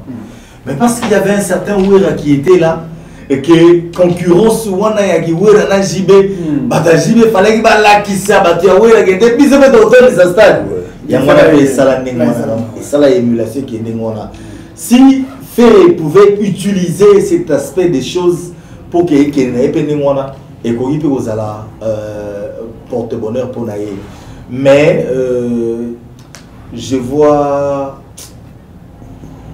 nazomona moi milinga trop milinga de sorte que Ferré a aussi un problème oyo et utiko bimela esiko azaki déjà na élan moko boya bandeko kene nango na album na ye o ba bandeko yo kabano sepela nango ba bango noté plan simbi mais après ko kangaye et ko lala et bomi susu élan wana siko soki alingi azonga sans élan o les asiko yo za moi passé ça peut être moins difficile. Azoatan, après ça, il y a un logo moroboui. Vous comprenez? Azoatan, après ça, il y a un logo moroboui. Fanny, aujourd'hui, s'il veut jouer le stade de Martyr, on a mis le logo, ils ont sur les marchés, ils ont salaqué, bloqué, les gens chantent, des gens ont eu des hymnes nationaux, il y a au compte, on a repère au stade, et puis Nani Naya Betty Oyo. Héritier celui les lois les gars bêta stade bah nous on comprend que tu ah mais ça va tout à noir et ça bah ni va bleu et ça là mais faire à banzembo mais où les hommes méconnus na public les logos parce que dans les yeux penanzem allure teke et que des albums donc na mon vous allez moi mon boulot et vous avez mon boulot moi peut-être je conseillerais à faire azonga bandi la promotion et album là très bel album. Après la sortie de la prison, la prison était là. Maintenant, on a une prison où l'artiste mythique face à la presse. Ils ont fait la promotion quand même. Non, mais ils ont fait une promotion, mais il est venu faire sa promotion à lui, à défendre les places à Outaki. Mais n'a évité celui qui fait Wapi, a vanté l'œuvre et album. Je le rappelle encore. Très bel album. Vous avez Nathan, vous nous avez dit, mais Dynastie. Mais, et quand on soutient la minute, et là on est cassé. Le fait que là on est katanaki, et qu'on peut sailler les opportunités, et autres senganaye, on a mis un remerciement, Farah qui est indépendant, et l'autre mot, boyake, Mbatambuta, Penao, Mbatambuta, est-ce que l'eau est bêti, et bouger mon kili. Et quand il on a monsieur Zanasima pour rattraper un week-end il bosso. Mais il voulait faire d'abord Salaki à remercier Nano. Parce que je dois comprendre qu'il y a Mimi quand même prison. Ah ben t'appelles sur la prison des Zanaki, après ça des morts à Kounaye. Les gens en doutaient. Il fallait que Salamoka Nakatia y a Nzembo Moko Boé. Il y a Makasi Pena parce que Liberté c'est une chanson où Moutarova Nanda Kounaye. Tant que la voiture, liberté, na bar, bétaté, na boîte, bétaté. Voilà. Alors, surtout médiatique, face à la presse, il y a rien à boire et à manger. Les gens ont critiqué. Aboye confère mon papa le Mopassou la yebiete. Bamusoubaye koto yono le ceux Congolais qui étaient 5 musiciens, bons chanteurs. Ils ont bien pour y paiement pour les lois à convoiter parce que c'est il reste parce que le seul chanteur, le grand chanteur du Congo. Réaction exactement. Bon, les comme moi papa le Mopassou là.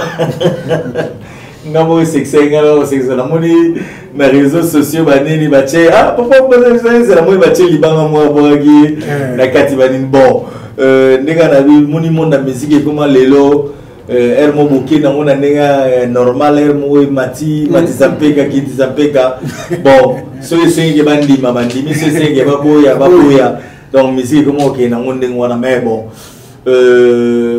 Ferry n'a pas besoin de tout ça. Il n'a pas besoin ni à Roboya, à journaliste, il n'a pas besoin à Nité. Fait Lilo, à Sam Mutumoko, quand il est dans le bas, il a une œuvre à Saranate. Donc, je vois très mal à ta journaliste Moroboé, à hier, à nous les Ganate, à Bio, notre Ferry, à Zafo Chantel. Son journaliste est mort, le ministre n'a pas tout le problème. Donc, on dit parce qu'on connaît la qualité de l'artiste. On sait ce qu'il vaut, de capacité de Moussala nae. Donc, Ferry Azwa beaucoup plus d'œuvre nae, atiango na promotion, à défendre yango, balobe la yango, bagange la yango, plutôt que d'entrer dans les polémiques y a go boy oyo, boy bon, mieux surtout là et ouais, on va pour rattraper ben. Ils ont quand même musique netoloba, musique des religions. Il y a 5 bons chanteurs, Isaac Maï, Namonia, Bande Rebelle, Batombo, qui la Coste Awa. Il était face à Papi Mboma, Namoni Penda Yalobi. Je le considérais comme le plus grand chanteur de mon pays, mais aujourd'hui, dans l'Ongo les Bestines, Nyon Sovana. Et les autres qui sont quand même moins bien militaires. Au Moni Logo Utigoloba, ça veut dire que Lacoste est le considéré. Donc, à ça déjà la place où Lacoste a été considéré. Mais l'icolo la déclaration n'a né l'Ongoli estime wana. Mais est-ce que réalité peut l'Ongoli en mot? Non. Tant sur réalité l'Ongoli en moté. J'aimerais bien à contextualiser le Guazoloba. Parce que le Congo a des très bons chanteurs. Le Congo regorge de très bons chanteurs. Tilelo, Lucien et Demingongo Bazali. Tilelo, dans le Banetinani. Grand-père. Grand-père Benz. Voilà. Bazali, grand chanteur. Chanteur Bazali, la Boka. En fait, et Volokola, il a Chouamou. Vous comprenez? Avec Carlito Bazali, Lucien et Demingongo Bazali. Tout ça, Rebi Amisi Bazali, Baptiste Bazali. Parce qu'il fallait contextualiser le Gazolingaloba. Il est dit par rapport à sa génération, il est dit par rapport à Baninga na baza en concurrence, les lots il est dit par rapport à quoi? On a des tigres le voiture que ça lui sauter. Ce qui a contextualisé le Gazoloba, bon, il y a à boire et à manger. Naku na le bamagoye bakoyemba. Ça dépend, il y a mon feeling nae comme nous considéré gaza faux chanteur mais mon gosse quoi c'est la voix nae zenzingana lo ba lelo oyo il y a une différence entre avoir une belle voix, savoir chanter et être un grand chanteur. Quelqu'un comme Kofi Olomide, il n'a pas une belle voix, il a un grand chanteur. Avant que c'est l'engi après c'est l'engi et ça dit bien au CP Nango mais il n'a pas une belle voix. Vous comprenez? Donc on sait ce que la catégorie a maintenant Moutou le la karma pas avant la voix extraordinaire mais ça va dire moi karma pas avant que c'est l'engi moko boye na obi be oh les années. Et ça va pas tout le monde. Azana belle voix, Azapena Banze mon guitare gauche. La cause par exemple est Moutoua Ibrator. Il a une très belle voix. Mais quand vous voix d'ailleurs la musique, quand vous qui est né monté, avec grand chanteur, avec faux chanteur, avec bon chanteur. C'est compliqué. C'est compliqué. Donc il y a à boire et à manger là-dedans. Donc ce fait va contextualiser ce qu'il est en train de nous dire. Parce que ah, on va les soleils à banane, on va les soleils à banane. Donc, à contextualisation, on va discuter avec des coques à l'âne, la coste, on va à côté, banini. Ah bien, il y a un garçon, on va dans la maison mère, il y a Jackie. J'ai été monopole. Les monsieur, ils ont bâti sur le qui va oh, faut chanter, obi les jours de vendre au moins yoga et luka makamani les jours où biluka bi miseko za wapi ako personnellement moko boy ako ni bilo ba se moko boy bon ba tuta musi ba mona ngeno ko yeba bien za yeba likolo bon et on a dit ya boy ya tout ça donc biso to la kaka mais c'est vrai que le Congo en tout cas n'est pas négligé côté ba chanteur bazaï ya bien ya makasi au bena ba yebi ko yembo tie pe bobia te vraiment bato ba sepeli quoi. Merci beaucoup. Alors voilà, Jonas Dial là dans le stade de Martin Ferrego là, en tout cas ils se sont culpabilisés par rapport à la demande publique mais en tout cas ils sont se retourner à Congo il faut qu'un stade parce que ba fanatique ba tellement belé Afrique mobimba babino il faut to ya tout coup dans les posés incarcérés de monioté. Alors, rencontre à Mouné, il faut ça dans le stade de Marseille. Malheureusement, jusque-là, la date n'est pas encore dévoilée. C'est-à-dire qu'on a une phrase à culpabiliser. Faire culpabiliser par qui? Par le fanatique, par la maison de fanatique. Nous la sincère, c'était mal. Il y a un peu de telle famille. Il y a un ami nakati. Bon, les sous, ils ont mis, ils ont côté boulot pour au bâtiment, non seulement ils ont bata. C'est-à-dire, les artistes, ils ont besoin de parents. Place pour la poto, il y a des normes, il y a des lois. On va tracer les parents à Okomate, à Omegati. Mais quand tu arrives à respecter, tu as un boloko. Alors comment on a la musique congolaise? Non, tu as ça n'engora. À examiner conscience naïe. Vous avez sur la liberté? Apparemment, donc il y a un sens en Zembouana. Pour un Zembouana, c'est-à-dire à condamner Batu. Pour rien. Non, mais c'est peut-être un peu à mon réaction sur les réseaux sociaux. Il y a des cas où arrestation, ah, on va tirer des pièges. Vous comprenez? Mais le fait que moi, il y a un bananaï. À Salibane, ma bé. Vous comprenez? Sur le bisou, tout ça là, ni nakawana. Justice française est non interpellée. Babino, il y a répondre à l'invitation. Au y'a un hôtel. Au moins, on a eu danger. Quand ça va Congo, on va continuer à vivre à Généraux. Comment on va rater? Comment tout le monde est devant la loi? Ah, tous les millionnaires, tous les François Hollande, tous les Macron, Sarkozy, il y a un peu de boulot. Vous comprenez? Bon, faire, ça dit faire. Ah, ça là, erreur grave, il y a vinaï. Vous comprenez? La musique, ça dit la musique qui se bat au CP là, pour nous, c'est tout à fait normal. Bah, c'est là. Oh! Oui, parce que, parce que, avant l'adversaire. On va dire qu'il y a la tête pour régner. Tu peux faire des personnes qui sont à côté de Boloko. On a bien tout ça fait. C'est a fallu à côté de Boloko. 10 ans. Et il faut faire régner. Pour tout le monde, adversaire de taille à peu près. Alors, tu as terrain ville pour faire des séries à Sakana, à régner. C'est tout fait normal. Mais par contre, la limite de faire à comprendre qu'il est parent. Mamsou a blagué en angoté. Quand on lui a envoyé des invitations, à plusieurs reprises, il a fallu répondre à la justice française. Mais tout comme un niveau haut. Si vous voulez être occupé, mais tu n'as pas avocat. Il y a avocat qui va défendre. Pour répondre à l'invitation, avant que les gars me pomme la yoma. On a un avocat qui a été. Ah mais non. D'ailleurs, sur l'occasion aussi, il a interpellé les autres artistes. Vous avez dit que vous avez dit que vous avez dit que vous avez dit que la musique est allée, la famille est allée. Vous comprenez? Mais dans ce moment, bémol, à qui on a un maître. Dans ce moment, il y a merci. Grâce. Tu n'as pas que ma bé. S'il y a quelqu'un parmi les bateaux qui va porter quelqu'un à faire, c'est Kofi Olomide. Vous avez dit comment on a été? Ah, non. Quand tu as des personnes morales, c'est tout le temps la physique.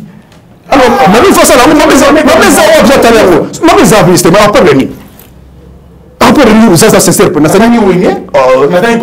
c'est un clan. Soit tu as Jimbe, merci de soutenir. Et ça, c'était maïté. Vous êtes au côté là, il n'y a pas de cas. Non, la lingue lobby a bondi ça. Vous comprenez? Personne ne l'a sous-souté. Parce que vous êtes comment? Tempérament, apparemment, agissera de manière un peu brutale.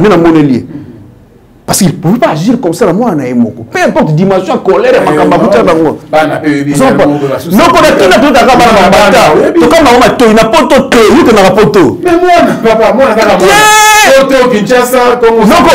tout changera. Tu vas voir sur téléphone avec mon papa m'a tapé. Mila Kouelio. Non. On va dire trop d'affaires. C'est mal limite là. Ça dit ah bon ça m'embarrasse mais à la vraie. Bah tu vas me qui parti par là. Jordan Chazoloba. C'est vrai que c'est une réalité. Il ne faudrait pas seulement que tout chercher les diables ailleurs. C'est une action oyo et qu'on peut salamati. Bon, sous les amis peut-être en Afrique, tu comprends parce que ici en Afrique, tu vas appeler tu punir moi là.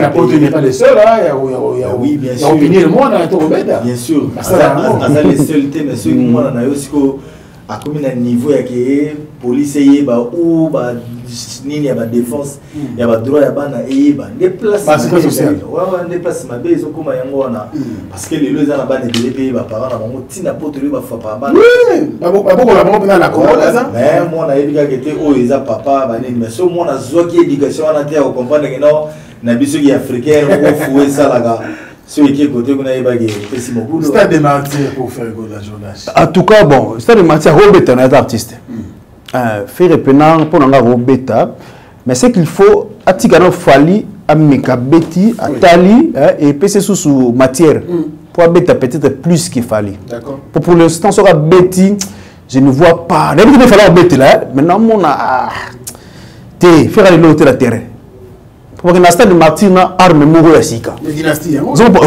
dynastie effacée par faire à prison bomi yango vous comprenez so abete lo mo e kotelemisa feri parce que olala vous comprenez nabi ba tumba mona ngane tino ni kadia c'est pas ça on a besoin de faire na biso ya Congo na ba faire ya Congo actuellement c'est parmi le meilleur chanteur de la génération vous comprenez c'est qu'il faut faire à Bongisa niveau ya groupe naïe hein à travailler les sous à proposer ce logo bien sika vous comprenez et ça dit et qu'on stimule surtout il y a annulé il y a fait pour l'instant on a monté et puis autre chose comme vous bossana Ferré a été libéré sous condition vous comprenez c'est dans béton année année prochaine à cette date et pour mon la vision au moment qui n'était nazawana ba talela yi parce que comportement des arabes mabé vous comprenez yo ba non to monsieur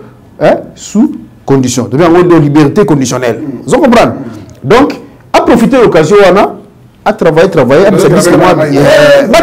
pena pas prester tel va falloir mettre la pena ya té elle ne m'a prester c'est le matin les aga ba buka moté ils en ont seko na seko wana biso to kufa to tika stade de martyr vous comprenez donc azo tana e pena vrai des sous de préparer mo bi les asuka na ndule faire na stade ah voilà donc c'est-à-dire bon même pas monter quoi bon ticket pena zo attend les camboya sorti médiatique mais je compte là on a quelque part il y en a qui mais ce qui m'a fait beaucoup très mal les a réactionné par rapport à notre confrère non à réagir bon côté oh à reposer papa ni tout là il besoin reposer ni c'est parce que papa la salle m'interview tout la fali non c'est pas ça tout ce qui a une dualité un conflit entre presse et musiciens parce que juste pour dire contre bissonner tout ça là-bas remettre nous un danger ce qui est maya le belango c'était mal le belango bête dans l'Afrique info sans impact noko vous comprenez et ça m'a bon to kuta bongo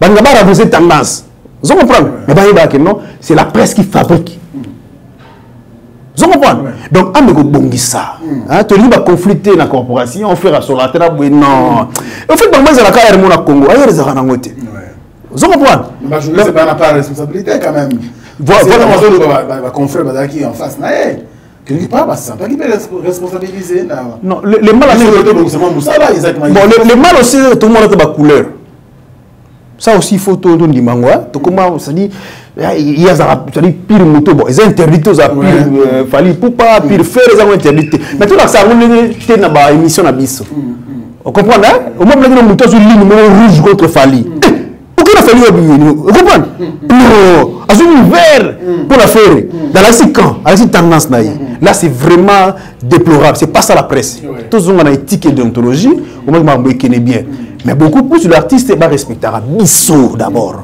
pour ça là je le dis tout c'est les journalistes c'est la presse qui fabrique les artistes très bien voilà alors le Cambo il y a 5 bons chanteurs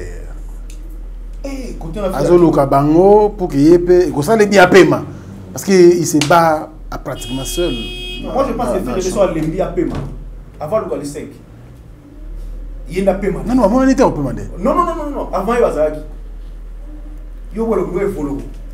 Joker, aïma la gamme tout. Attention, monsieur, les générations. Oh papa, mais surtout toi en cas de terreur, il faut la couper dans le temps. Oh, elle va dire il faut le répéter. D'ailleurs, il y a mon cas s'inspire après il faut le répéter. Oh, bon, d'abord, il y a une définition dans la musique. Hein.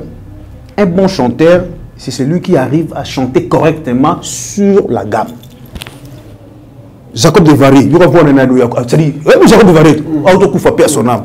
Vous ne mettez le mot, hein? Il m'a rappelé. Vous comprenez? Mais ça, c'est une gamme. Après, ça rend dans les gars, ce sont des barytons. Vous comprenez? Faire ça comparaison, il m'a bien. Ma tenu compte que Lucien a vivant, Carlito Azali, n'a pas coufité. Dans le part, on a besoin de Kambu, Mbokani, Tisserand. C'est ça qui constitue la force. À la musique, on laisse comme s'il y a l'équipe à tout. Non. À tout ça, on a fait beaucoup de même parce qu'on va se pelater. On a fait beaucoup, on s'est pelaté. Vous comprenez? Très bien. Isaac Maï, on va commencer à chuter, mais les Camboya presse, donc on n'a pas de responsabilité vis-à-vis des partenaires. On a vu surtout il y a un plateau de télévision. Aux autres, il y a un plateau de télévision, mais quelque part, il y a un européen, ils ont contre les ils ont pour tout le monde. Les lots, vous allez pas un grand, les lots, vous avez la fierté chronique musicale, Isaac Maï. Bon, en fait, c'est dans le bango. Il y a de ceux qui agissent dans le cas de Makamboana, Ndengwana, même si c'est la yangote. Quand bébé Moussou est allé, il a couleur, il a coloration, il a montagne, mais il faut tenir compte de l'objectivité. Parce que c'est vrai que dans les traitements de l'information, un journaliste doit être objectif. Ce qui a une objectivité, et bon, il peut carrière, mais un artiste musicien, quand tu es objectif face à Moussala Dosala, ceux qui m'ont dit que vous considérez vos adversaires. Et là, les artistes musiciens ne tolèrent pas que les journalistes à l'obanaï vérité et l'okoyo au salé les habienté il faut ça la yango boy ou bien il fallait qu'il y ça la yango boy ceux qui dans mon niveau kako bandiko l'obanaï on va comprendre monter joyo or à quoi il peut coïder yo na makanisi o ya pesi wana o bongisa le bozo sala pour etumbola oliboso etindika oliboso. Mais ce que vous considérez que difficulté de comment on peut en si vous artiste et musicien au kangelanga porte pour que na comme vérité mais confrère na yo a fongolé la porte pour na comme vérité so na beta lisolo ya confrère a fongolé la porte bien na beta lisolo ya muto kangelanga porte ouais voilà yo kangelanga porte mani pour na kota kuna te so ose la ke na mandolo makamu na yo ata yo mo ça serait absurde. C'est vouloir une chose et son contraire. À la fois, on a un salaire à monter.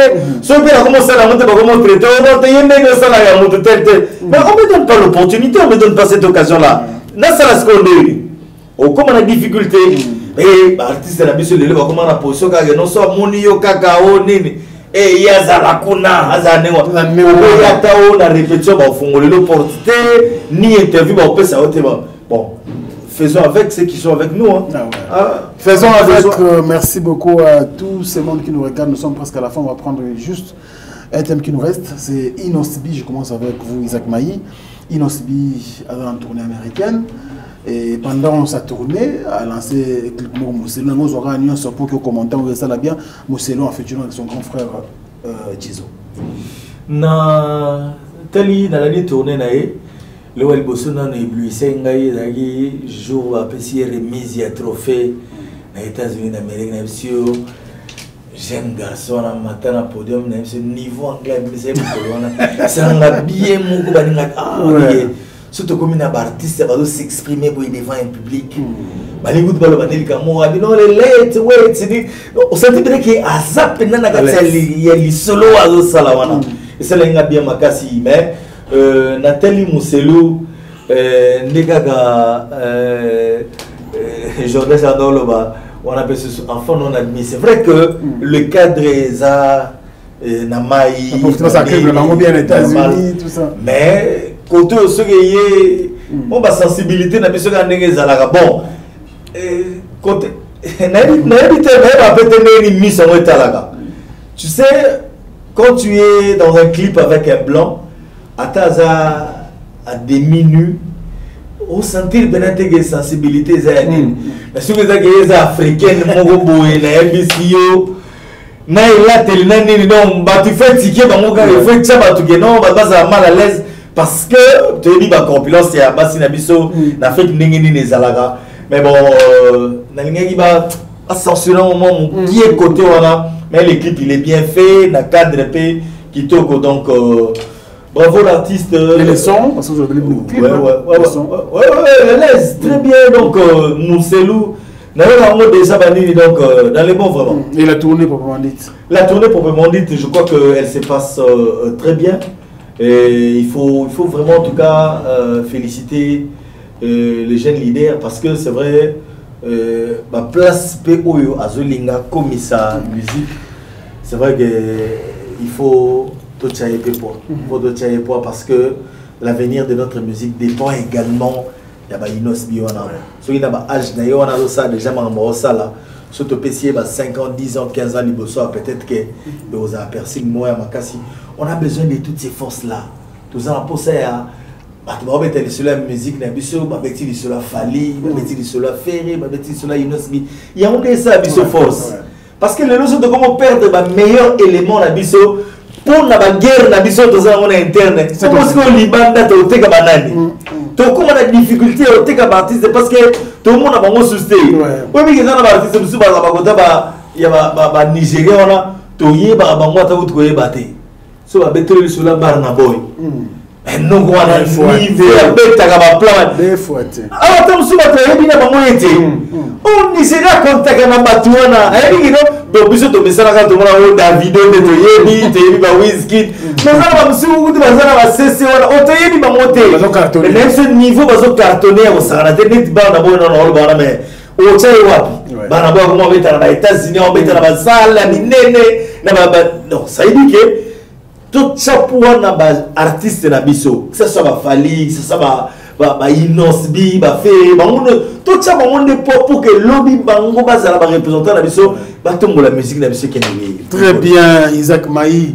Alors Jordache, les jeunes leaders azaka lelo artistes comment peut vous compter par rapport à ce qu'il fait. Non, pourquoi pas? Pourquoi pas? Ngana ba toujours ton option na diamant, na coltan, na cuivre mais sur la biso ça dit ba de côté ane oyo so moni diamant. Au moins na hotel. Voilà. Et là, tous on a la musique na biso. Richesse de parasadi ogi elengi. En fait, je me mara to kenda bibisi ba mboka belé. Na la fille so sina utimboka Fali Ipupa. Utimboka innocent. Comprendre. La seule chose na kena Cameroun, ça dit mutapelenga débuter Jack Daniel pokaka na uti Congo mboka Fali. Vous comprenez? Si vous mettez dans monde que innocent ça marama bongo. Na mi le blanc, oui, je suis fier d'être congolais. Au-delà de la capacité en termes de raisonnement et puis linguistique, nous avons des anglais.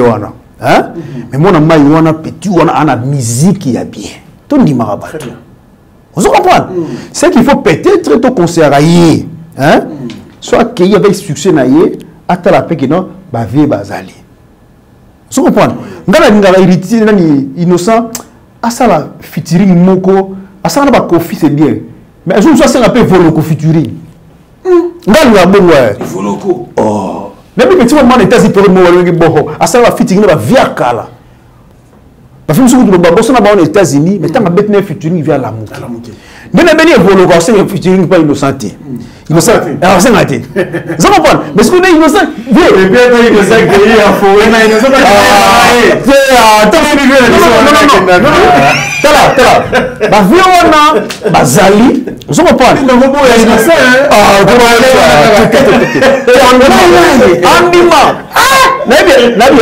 futuring ya Kofi innocent on ça de marche vers l'autre des quadres flexibles moi c'est flexible on devient pas volontaire c'est compliqué c'est possible on manda chante kasi bon manda oui ah bon on dit facilement bon on dit là c'est innocent le nom na benga kae artiste il y a lobby na mona ki no le noter vous comprenez le monde na zo relève hein to pese pena chance mais si ko yé chance na à partager aujourd'hui na ba vie na yé et ça la force la musique à Congo davantage vous comprenez pour na trop un peu car yé mona ga yé na disons na bango na c'est dit ba trop famille quoi vous comprenez ba bima pena ba tout mususu et ça la bien comprendre na na tourner na yé na moni non ça va OK est bien OK est bien l'avantage avec yé rythmique na ngolo lelo hein au moins ba fora beta wana musique urbaine wana c'est la musique aujourd'hui on est pénètre dans le monde vous comprenez avec ça je pense que ça dit à la facilité et au ça mamado sala vous comprenez mais ai ba peut communiquer la communication bien selon you selon you bon gana monaka c'est à dire ana moi partialité mo en termes de communication azama clan mo batu mo be ka bango wana exactement ah il faut faire aussi tu fais partie en fait problème est ça et le lobby est là likambo ya ceinture p deux fois parce que c'est vrai à cause de la ayebi musala Jordan Chassala mais azomona ndeni ya ko était parce que il faudrait se le dire moni ba inos quand le lobby va ça en famille ba ça pena moi trop réservé quoi parce que il va mi pesa d'abord force entre bango mais ceux qui n'a pas force au bazan entre bango et que mutoko prince ou asala makamuna ya communication azana eite koyeba ke awa fona société nani na société nani ndepasa pesa moi tout le rayon il y a tout voilà musala Joe Bangato ah yes bon Joe on a qualité Joe le lâcher quoi peut-être mais considérons que notre musique c'est notre richesse hein au-delà de diamant coltan et maintenant les artistes toi na bango comprendre tout ça bango pena poids ba innocent ba Gez Mawete ba héritier wata hein c'est des missionnaires voilà moi Fabrice Boignola apparemment voilà moi non Samarino voilà yes no so bi Nicolas na ba di c'est Samarino voilà ba ko bi ba pemba na même makambu so bana ba Lubumbashi ba Nicolas ba jeune ba bina Lubumbashi na ebisio mais mais black terre on va comme on a écouté pas mon a venu Malemba ba mon le surtout on a ebisio si aujourd'hui la Afrique venait toza vous comprenez tozali mais bon parti va comprendre que non bazali sarabiso peut tout le monde a bandé ça contre c'est la merci on va terminer on va terminer avec Afropétage Isaac Maï tu as souka mais Afropétage ah na ebisio na ebisio niveau batu bazolela Afropétage wana menga ilo esala kapasi za lilo banzambe parce que c'est vrai que la Bible dit ne touchez pas mais ouais basel nzambe ortika basel nzambe mais Bible est sur l'ilba malheur par qui Koko isama ya bana na ye olekera amen frère amen et le oh ngana yebi na aux occasions na pasteur na olingana senga ye loko moko est-ce que pour na kombo na nzambe o ya sambelaka o ya mona ya pesa ye bomo ya vie akolo baté que je renonce na makambo seulement parce que bana na nzambe belé ba tout dit ça mina libaku et belé ba kimi na église comment na makambo ya ndengwa. J'ai suivi les pasteurs aujourd'hui avec Martin Engi vouloir défendre bec et ongle vision na yewana ya pétage mais aux défendre on pose ça qui m'a sonné mais est-ce que na spirituellement yo na nzambe na yo est-ce que aux monde a venu été musala ou musala c'est pour la gloire de l'Éternel question mark et le voilà na okuta na pasteur tout sur la net on discute et puis je crois que tu es bon face quoi. Mais les sons tu as aimé ou pas?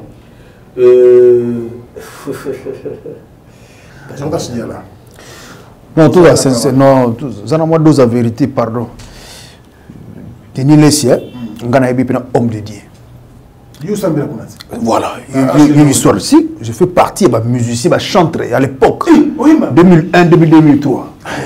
Si, tout en étant étudiant, dans la musique, tout en étant étudiant. Voilà. Et puis, il y a un orchestre dans l'Arche de Noé, dans l'Ongar, c'est une colonne de fée. Tu as Vasco Mabiala. Oh, si. toyemba dans l'église il y a 2000 c'est pas ministère de l'église biso des années début de année 2000.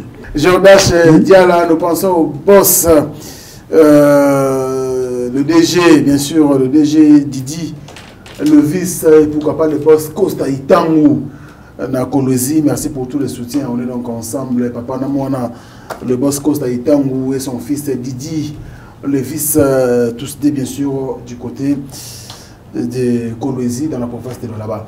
Merci beaucoup. Isaac, nous sommes à la fin. Peut-être mon conclusion, mon robot et puis un dernier message pour aussi par rapport à l'émission Lélo.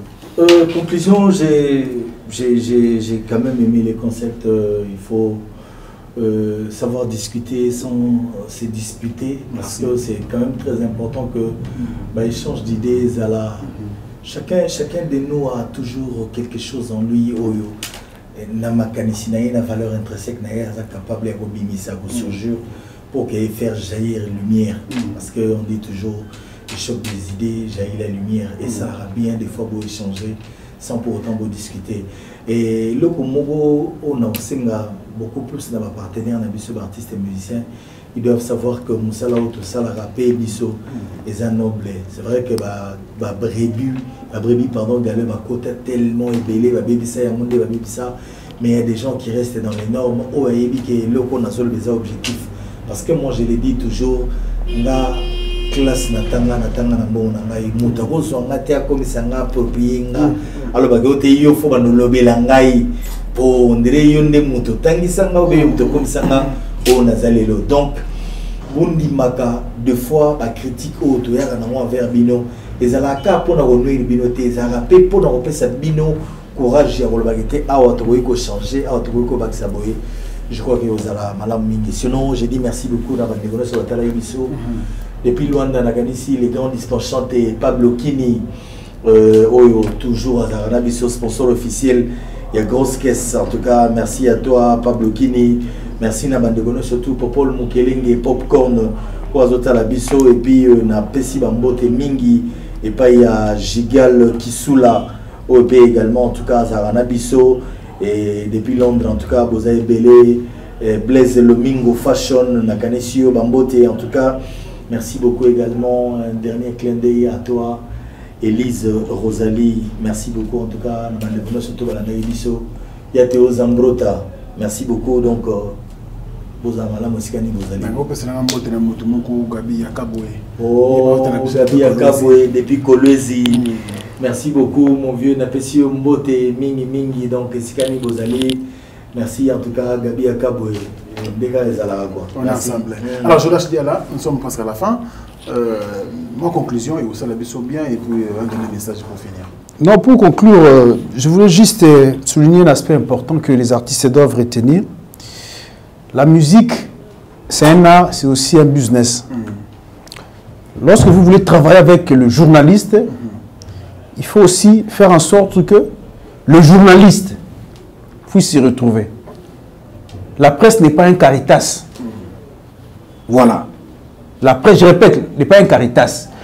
Faites en sorte que, lorsque vous voulez engager une promotion, que les choses se passent dans les meilleures conditions possibles et les deux cas se retrouvent. Parce que généralement, le Congo, on pense que être journaliste, c'est dire servir les autres sans se retrouver au retour. Non. Vous pouvez mettre fin à ce genre de pratiques, surtout dans le milieu culturel. Voilà. Et pour finir, je remercie Franck Stemaï et Madame, avec les nouveaux bébés. Madame Ornélie. Que Dieu vous bénisse.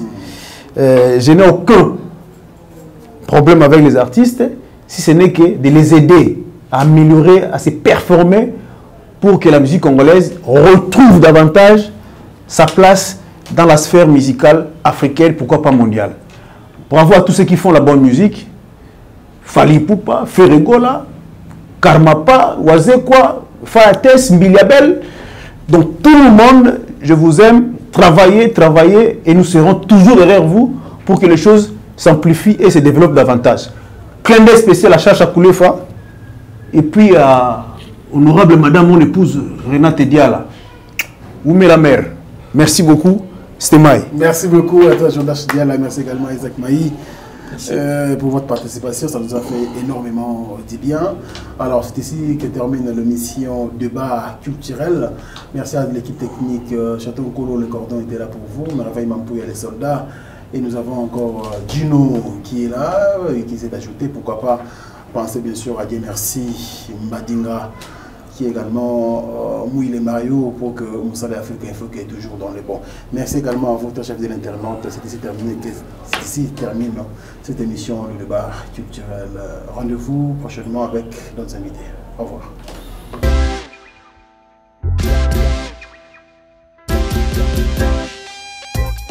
Service spécial covoiturage, Paris-Bruxelles-Paris. Voyagez confortablement de Paris à Bruxelles et vice-versa de Bruxelles à Paris dans de meilleures conditions. Jimmy Chimanga, porte de la Chapelle. Contactez le service covoiturage Jimmy Chimanga, Paris, porte de la Chapelle. Composez vite. Le plus 33 7 87 76 95 65. Pour toutes vos démarches, afin d'obtenir le passeport Yabanamboka à Bruxelles, dans un délai raisonnable, confiez-vous à Jimmy Chimanga, porte de la Chapelle. C'est sérieux et c'est efficace. Bana King, Bana Dar es Salaam, Bana Poto, Bana Mokil Mobimba, CTF Moko, Afrique Info avec Franck Stemai, Yandankala, Twende. X-Bass, Maranura, Franck Stemai.